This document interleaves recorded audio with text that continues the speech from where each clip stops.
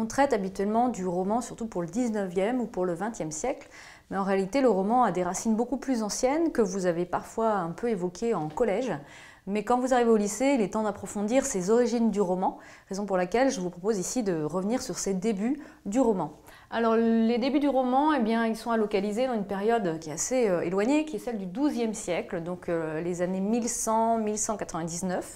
On est donc, comme vous l'avez compris, au Moyen-Âge.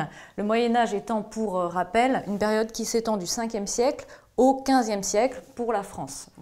Les bornes changent un peu après en Italie notamment, où le Moyen-Âge finit plus tôt. Donc entre ce 5e et ce 15e siècle, vous imaginez bien qu'il y a beaucoup de choses qui se passent.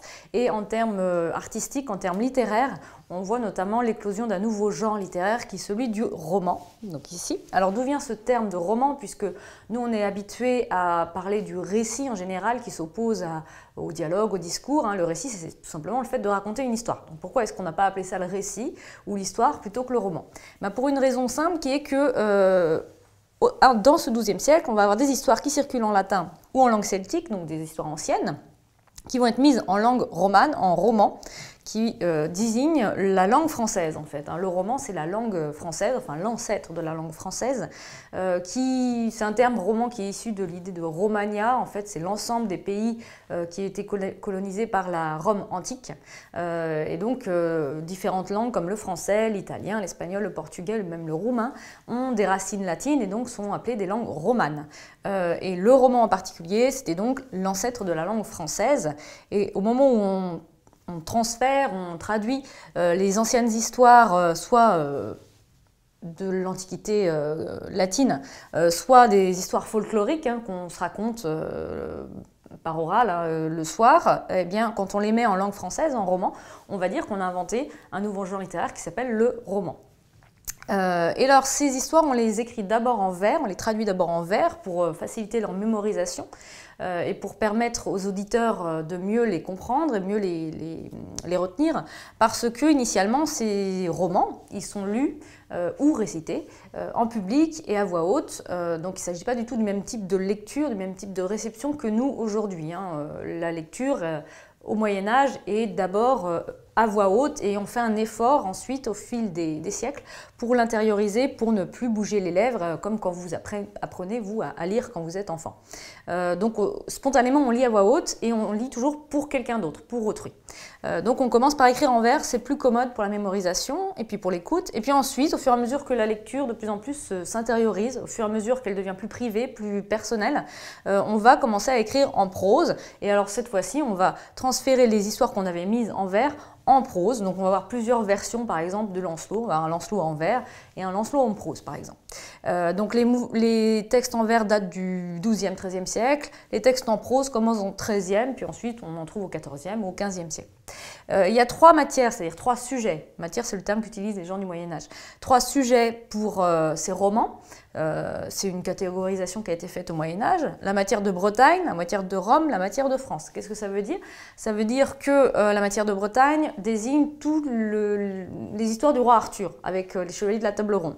Donc dès que vous allez avoir des histoires qui se passent en Bretagne, alors sachez qu'à l'époque ça veut dire la Grande-Bretagne en fait, l'Angleterre, et la Bretagne française, celle qu'on appelle la Bretagne nous, c'est la Petite-Bretagne. Donc ça se passe soit en Petite-Bretagne, soit en Grande-Bretagne, mais dans tous les cas, la Bretagne, c'est le lieu du roi Arthur, qui est un roi légendaire, qui était sans doute inspiré par des personnages historiques, mais qui en tant que tel n'a jamais existé. Et donc tous les romans qui gravitent autour de ces chevaliers, ça relève de la matière de Bretagne. Matière de Rome, il s'agit des romans qui parlent plutôt de l'histoire antique. Alors Rome est à prendre au sens large, parce qu'on trouve aussi des histoires grecques en fait. Par exemple, l'adaptation de la guerre de Troie en roman au Moyen-Âge, on va appeler ça le roman de Troie. Ou l'Énéide de Virgile, qui a pour personnage Énée, en latin pardon, c'est Énéas, et bien dans ces cas-là, on va appeler ça le roman d'Énéas au Moyen-Âge. Donc vous voyez qu'il y a un certain nombre d'histoires mythologiques ou d'histoires antiques qui sont transposées en français dès le Moyen-Âge. Et puis la matière de France, c'est tout ce qui concerne souvent Charlemagne en fait. Il y a un grand intérêt pour Charlemagne, et donc par exemple la chanson de Roland. Alors c'est un genre un peu particulier, mais là on peut le mettre dans le roman, dans le récit, fait partie de la matière de Bretagne, et tout ce qui gravite autour des rois et de l'histoire des combats en France. Les auteurs, alors les auteurs, on n'en a pas beaucoup par rapport aux autres siècles, même si on en a quand même pas mal étant donné l'éloignement dans le temps de ces auteurs. L'auteur de roman le plus connu, c'est Chrétien de Troyes, puisque c'est lui qui a inventé le roi Arthur, c'est lui qui a inventé un certain nombre de chevaliers de la table ronde. Et son roman le plus connu, pour vous donner d'emblée le nom des œuvres, c'est Lancelot, qui a aussi pour sous-titre Le chevalier à la charrette. Alors souvent, lorsque Chrétien de Troyes invente l'histoire d'un chevalier de la table ronde, il met un sous-titre pour désigner un peu le surnom de ce chevalier. Donc Lancelot, c'est chevalier à la charrette. Vous allez avoir Perceval, alors lui c'est le comte du Graal parce que c'est celui qui a vu passer le Graal et qui ne l'a pas pris à temps.